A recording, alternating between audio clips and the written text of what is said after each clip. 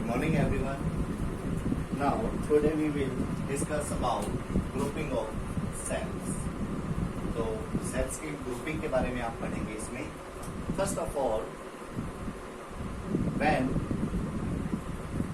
cells are connected in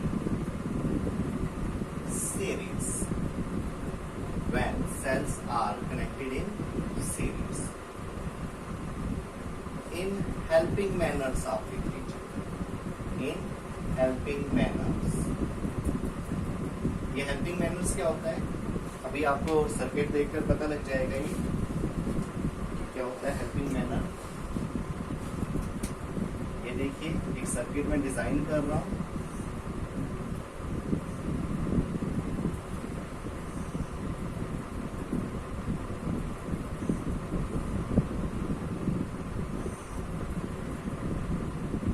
इस तरह से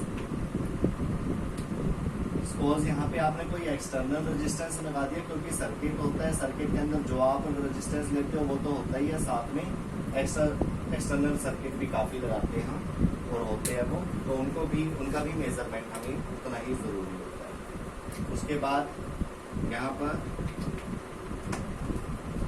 मैं 2 सेल ले लेता हूँ. उसके बाद आप जितने मर्जी सेल ले लेना. इधर भी सेल ले लिया, इसको नाम दे दिया E1 and this cell is EMF E2. इसके बाद इसके साथ ही आप इंटरनल रेजिस्टेंस ले लीजिए. Internal resistance, this is R1 and this is R. और जो ये आपको दिख रहा है यहाँ पर, this is positive terminal of the battery, this is negative. This is positive, this is negative. तो ये पॉजिटिव नेगेटिव के साथ कनेक्ट है, इसको बोलते हैं हेल्पिंग. इन दोनों में ये सेल एक दूसरे से सीरीज में कनेक्ट है. और दूसरा जो हम केस पढ़ेंगे अपोजिट मैनर में पढ़ लेंगे, ठीक है. और यहाँ पर 2 सेल है, 2 की बजाय हम 4, 5, 10 जितने आप चाहो उतने ले सकते हो. तो क्या क्या हमने डिजाइन करा है इस सर्किट में? There are 2 EMFs, 2 cells, 2 batteries. One is E1 and other is E2 with internal resistance R1 and R2 and an external resistance capital R is there. Okay, connected in series. तो इसके अंदर अब आप study करेंगे कि कैसे इन sales का हम करंट निकाल सकते हैं, EMF बता सकते हैं. इस पूरे सर्किट में EMF कितना होगा. आर्टिकल का नाम है ग्रुपिंग ऑफ सेल, लेकिन इस ग्रुपिंग ऑफ सेल में आपको EMF फाइंड आउट करना है इस पूरे सेल का. उसके बाद रेजिस्टेंस फाइंड आउट करना है इस पूरे सेल का. उसके बाद आपको करंट फाइंड आउट करना है इस पूरे सेल. तो there are 3 things you have to find. Which one? EMF of the circuit, total क्या होगा, E1 E2 माइनस करे प्लस करे, क्या करे इनका. रेजिस्टेंस, कौन सा रेजिस्टेंस ले, R ले, R1 ले, R2 ले, क्या ले. और उसके बाद इसके अंदर करंट की वैल्यू कितनी होगी. तो करंट के बारे में स्टडी करते हैं. दोनों की दोनों हेल्पिंग मैनर में लगी हुई है. तो क्या होगा, करंट पॉजिटिव टर्मिनल से ही निकलेगा यहाँ से, इस तरह से. ओके, तो ये इस तरह से होता हुआ इस तरह से चलेगा आपका. तो यहाँ पर आपको सिंपल वे से मैं आपको बताना चाहूंगा कि आप यहाँ पर आप किरचॉफ्स लॉ लगाइए. किरचॉफ्स लॉ के लिए इसमें पूरे सर्किट, इन सर्किट. तो किरचॉफ्स वोल्टेज लॉ अगर आप इसमें लगाओगे तो कैसे लगाओगे. तो इसके अंदर सबसे अच्छी बात आपको मैं बताना चाहूंगा कि आपने क्या करना है. आपने अपनी डायरेक्शन इस तरह से ले लो, और इस डायरेक्शन के अकॉर्डिंग अगर करंट और रेजिस्टेंस का मल्टीप्लिकेशन मिलता है तो वो नेगेटिव साइन के साथ लेना है. और अगर बैटरी मिलती है, EMF मिलती है अलोंग द डायरेक्शन, कौन सी डायरेक्शन जो आपने कंसीडर करी है. ओके, एज्यूम करिए कि इस डायरेक्शन में आपको मूव करना है. तो इस डायरेक्शन के अलोंग अगर आपको करंट और इनटू रेजिस्टेंस मिलता है तो वो नेगेटिव साइन के साथ लेना आपको, और अगर ईएमएफ मिलता है तो वो पॉजिटिव साइन के साथ लेना है। और इन सब का टोटल क्या हो जाएगा, algebraic sum of all the EMF and product of current resistance is always equal to 0। ये किसने बताया था, किरचॉफ्स लॉ। कि जितने भी ईएमएफ है और करंट इनटू रेजिस्टेंस है सबको प्लस कर दीजिए, अब वो अपने आप ही प्लस माइनस होकर क्या हो जाएंगे, 0 हो जाएंगे। तो इस सर्किट में आप लगाएंगे आप इस रूल को। तो स्टार्ट कर देते हैं, पॉइंट के नाम दे देते हैं ए बी सी डी।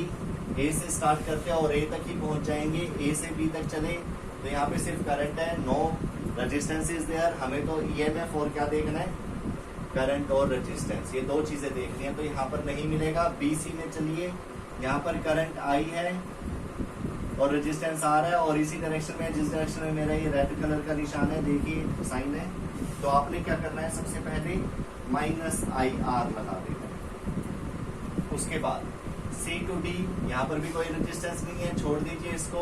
यहाँ पर आइए, आई कहाँ से जाएगा, इंटरनल रेजिस्टेंस R2 में से इसी डायरेक्शन में है और मैं भी इसी डायरेक्शन में चल रहा हूँ, तो minus I2 R2।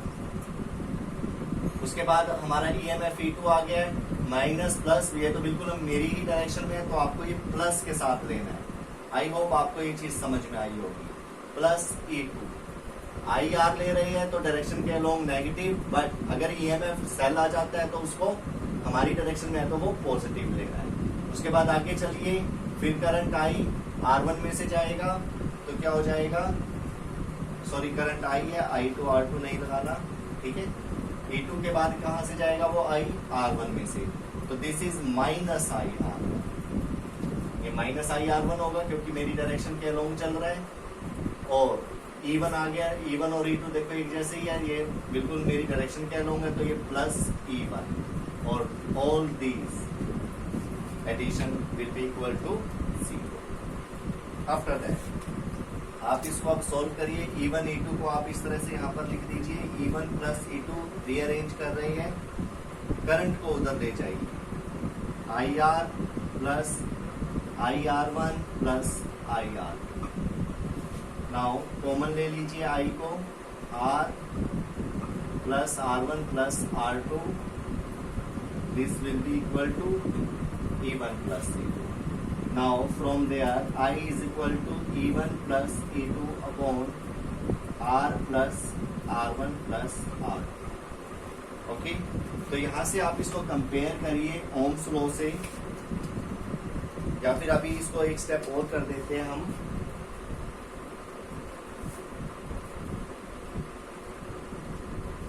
E equivalent upon R plus R equivalent is equal to I. Now compare with this और E by R। यहाँ से आप पूरे सर्किट का देखिए, ये करंट है, करंट ये जो ऊपर का पोर्शन है न्यूमरेटर में, ये आपको वोल्टेज या EMF देगा। इस पूरे सर्किट की EMF कैसे फाइंड आउट कर सकते हो आप, तो यहाँ से आपको पता लग गया है EMF आप पूरे सर्किट की कैसे निकाल सकते हो, बाय मल्टीप्लाई दिस। सपोज ये 10 वोल्ट है, ये 20 वोल्ट है, तो ये दोनों के दोनों आपका जो पूरे सर्किट का नेट इक्विवेलेंट रेजिस्टेंस होगा वो कितना होगा, 30 वोल्ट। इसी तरह से रेजिस्टेंस पे आ जाइए, ये रेजिस्टेंस है पूरा, लेकिन यहाँ पे मेरा R और ये R1 R2 ये सारे ही थे, तो R तो रहेगा ही, प्लस जो ये इंटरनल रेजिस्टेंस है ये क्या हो जाएंगे, मेरे ऐड हो जाएंगे। और कैसे, सिंपली ऐड होंगे। तो आप यहाँ पे क्या कर सकते हो, R की वैल्यू अगर आपको फाइंड आउट करनी है तो आपको R इक्विवेलेंट अगर फाइंड आउट करना है आपको, तो क्या करना पड़ेगा, R नेट अगर फाइंड आउट करना है तो आपको क्या करना पड़ेगा, R प्लस R इक्विवेलेंट। मतलब अगर इसकी वैल्यू 1 ओम है और इसकी 2 ओम है, ठीक है, और ये आपका 5 ओम है, 10 ले लो इसको, तो नेट रेजिस्टेंस कितना होगा आपका, 10 plus R1 plus R2, total 30। तो this will be the answer. This is the grouping of cell when connected in series. अगर ये रिवर्स हो जाए तब भी आप ये रूल लगा सकते हो। सिर्फ ये फर्क पड़ेगा कि मैंने इसको अपोजिट मैनर में कनेक्ट कर दिया है। अपोजिट मैनर में मैं ब्लू कलर से ले लेता हूँ इसको, ताकि आपको हेल्पफुल रहे देखने में। Now this is plus, this is minus. तो आप कैसे करेंगे, आप इसको हेल्पिंग मैनर में काट रहा हूँ यहाँ से। ये चीज तो आपको दोबारा से काम आएगी।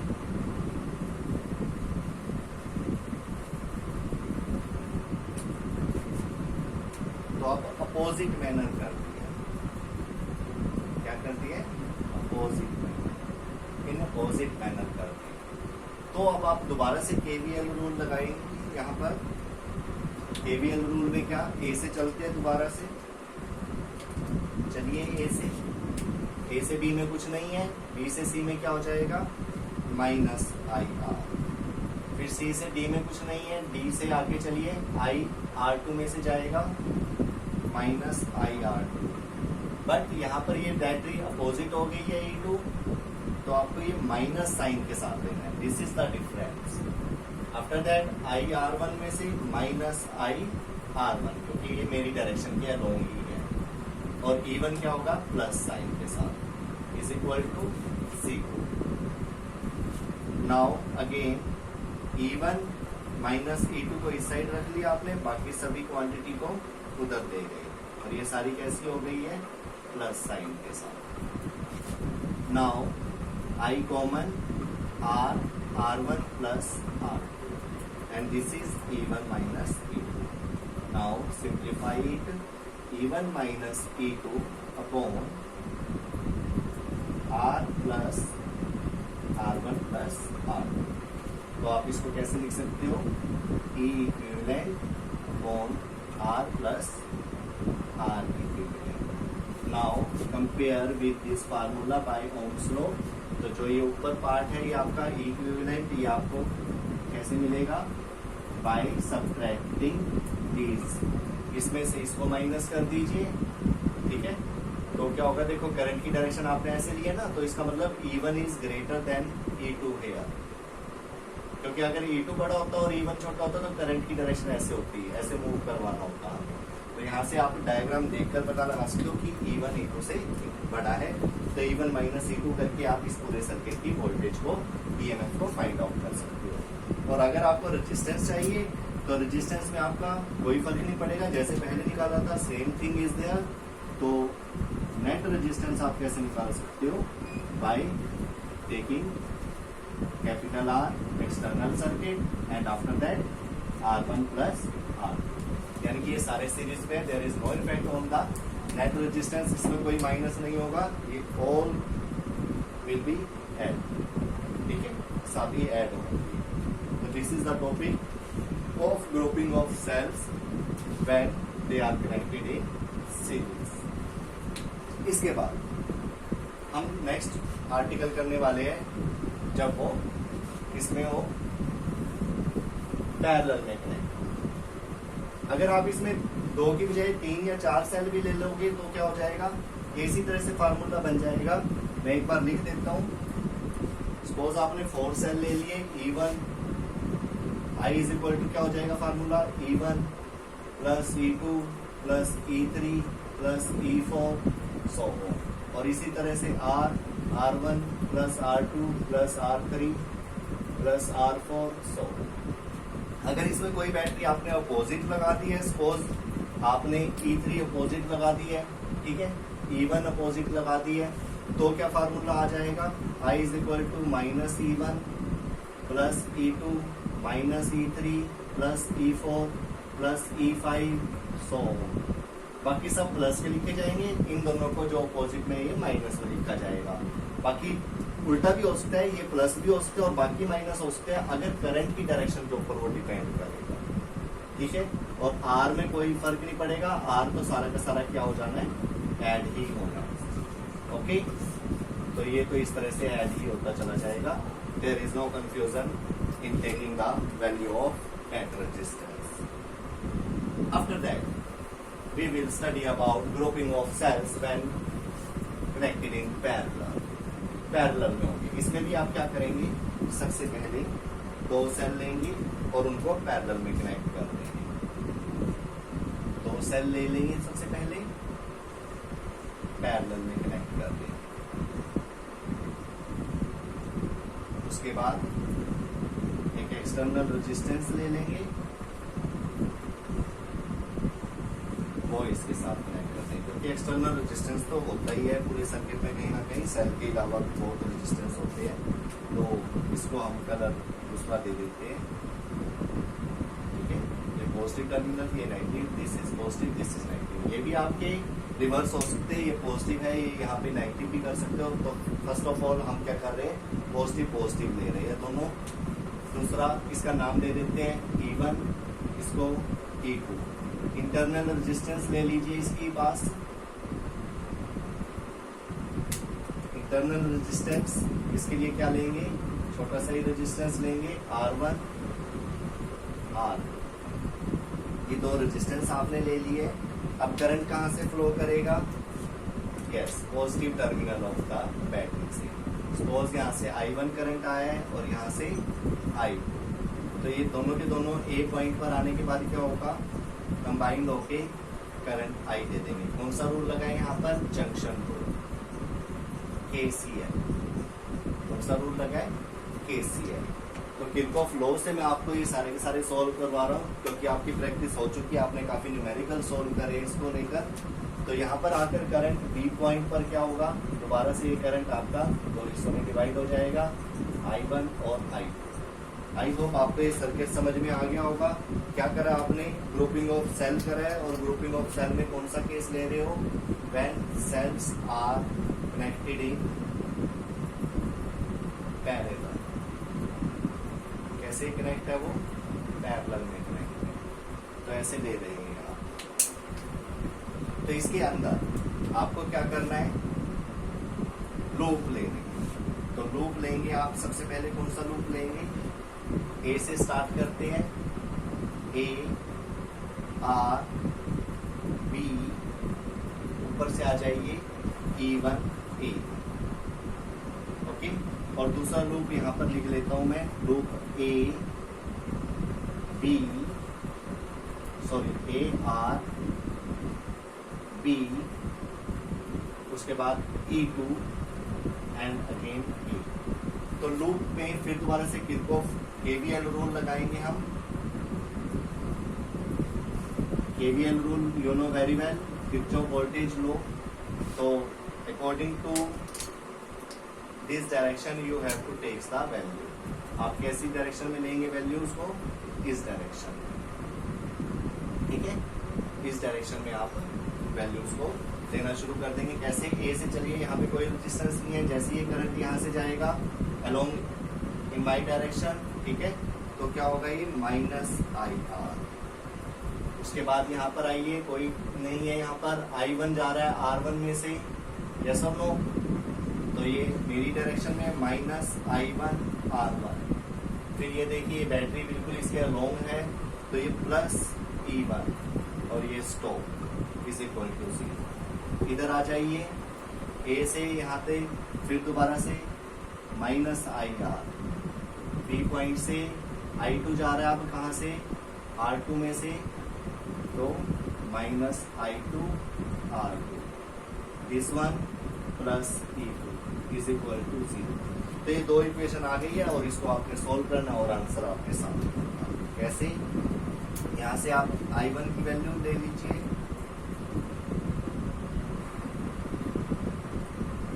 I1 R1 is equal to E1 -IR।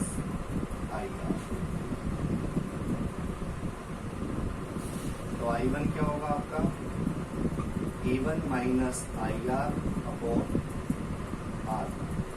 Similarly इधर I2 R2 इस साइड चला गया, और यहाँ पर क्या होगा, E2 -IR। From there I2 is equal to E2 -IR upon R। This is second equation. I1 और I2 आपके पास आ चुके हैं, और जंक्शन रूल की हेल्प से आपको पता है यहाँ पर I इज इक्वल टू क्या है, I1 + I2। आपको पता है ग्रुपिंग ऑफ सेल में आप तीन चीजें निकालते हो, क्या, EMF इक्विवेलेंट, R इक्विवेलेंट और करंट की वैल्यू, ये तीनों चीजें आपने निकालनी है इसके अंदर। तो सबसे पहले आप क्या करेंगे, I1 और I2 को प्लस करके I को निकाल देंगे।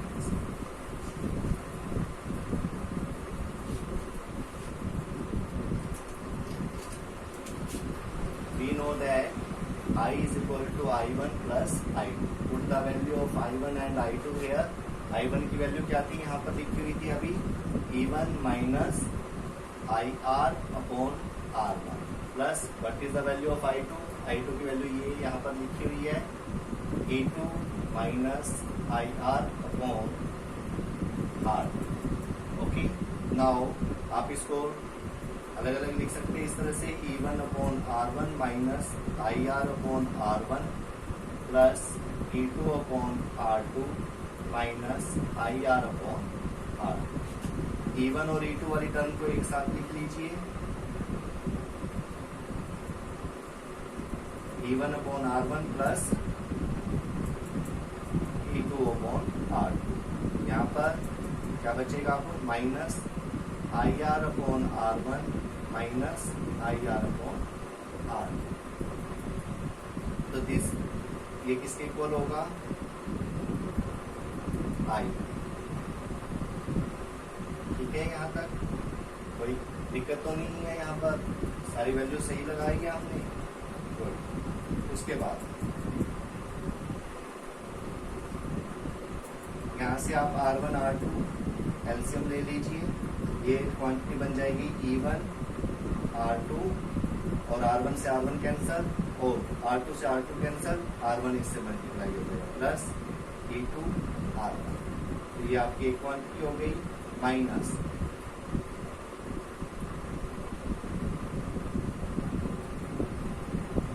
IR, ये क्या हो जाएगा आपका 1 upon R1 plus 1 upon R। यहाँ से भी आप एलसीएम ले लीजिए, R1 R2, तो यहाँ पे आपका आ जाएगा R2 प्लस R। इसके साथ लगेगा R और I, और यहाँ पर ये E1 R2 plus E2 R1 upon में R1 R।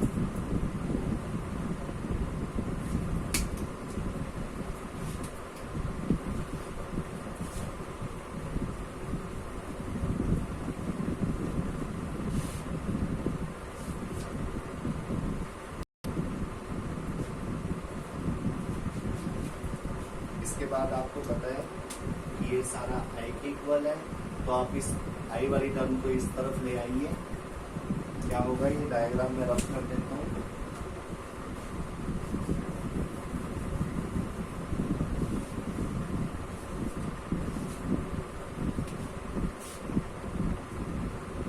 I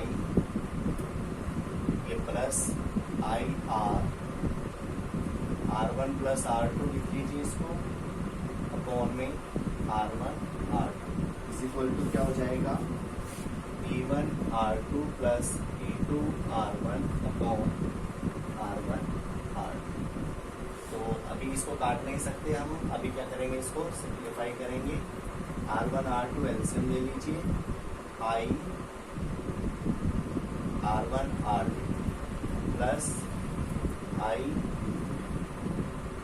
IR R1 plus R2, ये हो जाएगा इधर E1 R2 plus E2 R1 upon R1 R2। Now this R1 R2 cancel, ये R1 R2 क्या हो जाएंगे, cancel. Now taking I common, I को कॉमन ले लीजिए, R1 R2 plus R1 plus R2 is equal to E1 R2 plus E2 R1। तो यहाँ से I की वैल्यू क्या हो जाएगी आपकी, E1 R2 plus E2 R1 upon,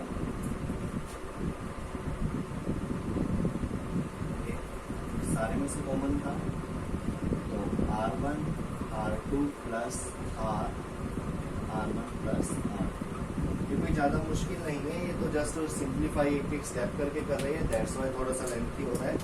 otherwise आपने क्या करा है, E1 E2 को इकट्ठे कर दिया है, आई वालों को एक तरफ कर दिया, आई कॉमन लेकर एलसीएम लेकर क्या कर दिया है, आई अलग से करके E1 अपॉन R2 की फॉर्म में उसको ले आए हो, जैसे ओम्स लॉ में लेकर आते हैं। तो I इज इक्वल टू, अब आपने क्या करना है, दोनों तरफ R1 प्लस R2 से डिवाइड करना है, न्यूमरेटर में भी और डिनोमिनेटर। तो क्या होगा, E1 R2 plus E2 R1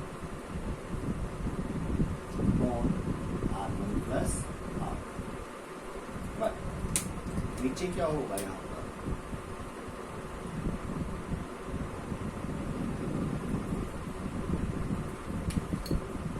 पर क्या होगा,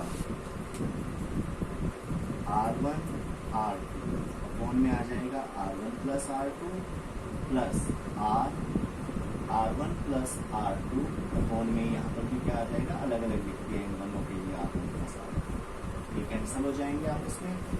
now result is in front of you. Now क्या होगा रिजल्ट,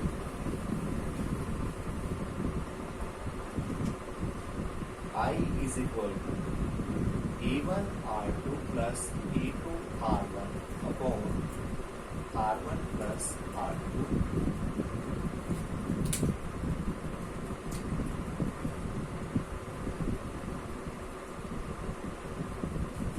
तो यहाँ पर क्या बचेगा हमारे पास, R plus R1 R2 upon R1 plus R2। इस तरह से ये रिजल्ट बन जाएगा। Now you have to compare with this formula, this relation with Ohm's law. Ohm's law से आप इसको कंपेयर करेंगे और कंपेयर करने के बाद आप देख सकते हो जो ये वाला पार्ट है ऊपर का, ये सारा आपको क्या शो करेगा, V, और ये वाला पार्ट किसको शो करेगा, नेट रेजिस्टेंस। ठीक है, ये V नेट दे देगा आपको, E नेट दे देगा। तो E इक्विवेलेंट क्या होगा, in that case E1 R2 plus E2 R1 upon में R1 plus R2। But R equivalent क्या होगा, स्मॉल r लिखा है मैंने यहाँ, तो आपने सिर्फ ये लिखना है, R1 R2 upon R1 plus R2। अगर R नेट लिखा जाए, सारे ही बताइए, तो आप लिखोगे R प्लस R। ओके, तो ये तीनों चीजें आप यहाँ से लिख सकते हैं। करंट की वैल्यू भी आ गई है, EMF भी निकाल दिया है और रेजिस्टेंस भी निकाल दिया। तो ये तीनों चीजें थी पैरेलल के लिए। इसमें अगर एक माइनस का हो जाएगा बैटरी तो क्या होगा, यहाँ पर माइनस साइन आ जाएगा। इसी तरह से आप सॉल्व कर सकते हो, तो रिजल्ट में यहाँ पर माइनस आ जाएगा। अगर आपने एक बैटरी इस तरह से लगा दी है सर्किट में, तो दूसरी बैटरी इस तरह से लगा दी। This is E1, this is E2। तो E2 को माइनस कर दीजिए सारी जगह पर, तो दोबारा से ये रिजल्ट आ जाएगा। तो इस चीज का बड़ा ध्यान रखना आपको, ये दोनों सेम डायरेक्शन में कनेक्ट थे या अपोजिट। तो रिजल्ट क्या लेना आपको, दोबारा से लिख देता हूँ मैं, रिजल्ट आपका प्लस आएगा यहाँ पर, अगर ये इस तरह से E1 और E2 प्लस प्लस I1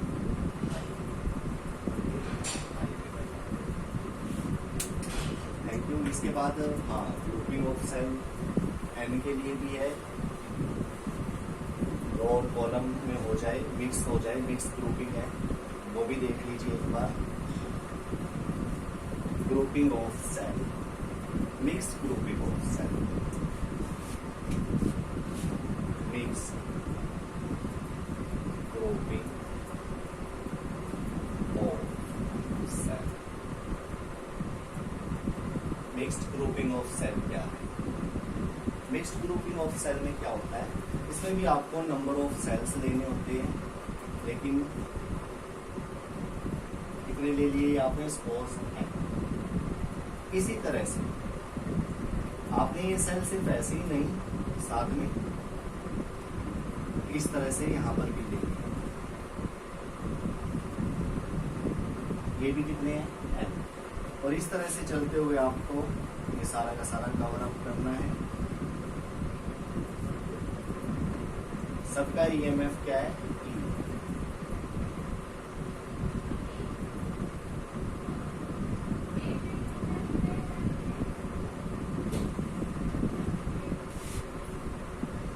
और ये क्या लगा दिया आपने, कोई एक्सटर्नल रेजिस्टेंस। यहाँ पर क्या होगा, इन सबके पास इंटरनल रेजिस्टेंस भी कितना है, R। सबका इंटरनल रेजिस्टेंस कितना है, R, क्योंकि ईएमएफ सेम है, इंटरनल रेजिस्टेंस भी सेम होगा। तो सबका आप इंटरनल रेजिस्टेंस R दे लीजिए।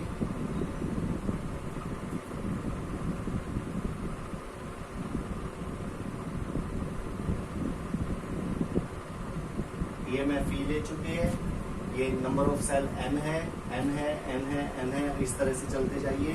और ये नंबर ऑफ रोज आपने ले ली m, नंबर ऑफ सेल कितने ले लिए n, लेकिन ये n और m देखिए कितने सारे सेल हो चुके हैं आपके पास। तो इसकी आपको मिक्स ग्रुपिंग ऑफ सेल आपने स्टडी करना है। तो कैसे करेंगे इसमें, सबसे पहले आपको मैं बता दूं कि जो ये हमने अभी स्टार्टिंग में करा था, when cells are connected in series,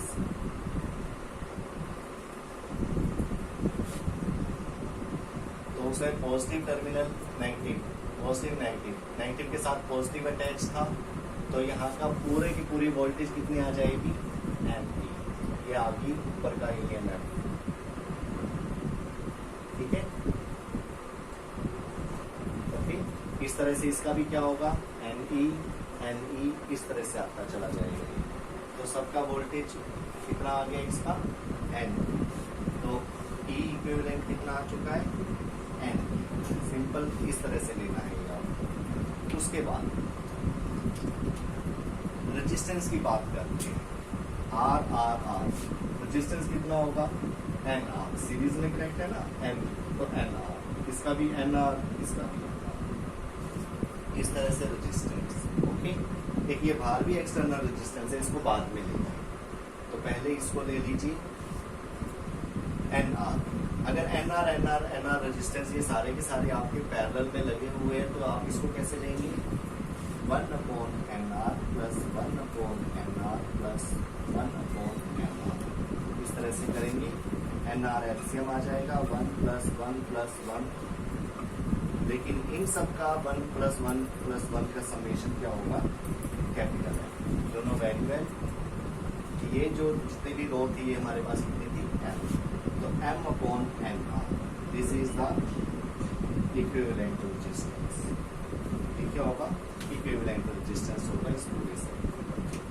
this is the value of internal resistance, equivalent resistance, and this is the value of EMF of this circuit. इसके बाद तो यहाँ पे सॉल्व करते हैं इसको। अगर ईएमएफ ये है, इक्विवेलेंट रेजिस्टेंस ये है, तो करंट की वैल्यू कैसे निकालते हैं, बाय ओम्स लॉ, ई इक्विवेलेंट अपॉन में आर इक्विवेलेंट, क्योंकि ये इसके साथ सर्किट में इसके साथ अटैच है, ठीक है, एक्सटर्नल रेजिस्टेंस। तो आप यहाँ पर आर लिखेंगे। Now put the value of E equivalent in this relation, and E R plus what is the value of R equivalent, M upon में एन आर। ओके, नाउ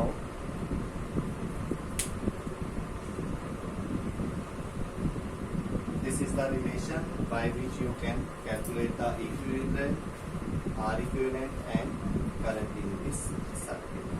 आप इस सर्किट में current भी फाइंड आउट कर सकते हो by taking this value. Okay, अगर आप इसके अंदर एलसीएम लेके इसको और थोड़ा सिंप्लीफाई करना चाहते हो तो कर सकते हो। कैसे, यहाँ से आप एलसीएम ले लीजिए NR, तो ये आपका बन जाएगा NRR प्लस N, और ऊपर क्या होगा NP। लेकिन यहाँ पे हमने एक गलती कर दी है, ये R इक्विवेलेंट नहीं होगा, ये 1/R होगा। पैरेलल में हमने पढ़ा हुआ है ये 1/R इक्विवेलेंट। तो R इक्विवेलेंट कितना होगा, NR/R। तभी मैं कह रहा था यहाँ पे हमारा रिजल्ट जो है ओके, तो यहाँ पर क्या करेंगे हम, ये वैल्यू को थोड़ा सा दोबारा से मल्टीप्लाई करेंगे,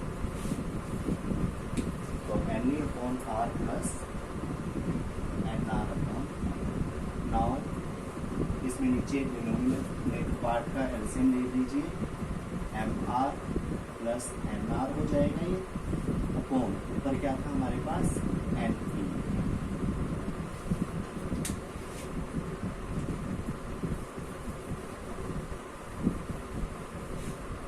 अब क्या करेंगे आप, आई इज इक्वल टू,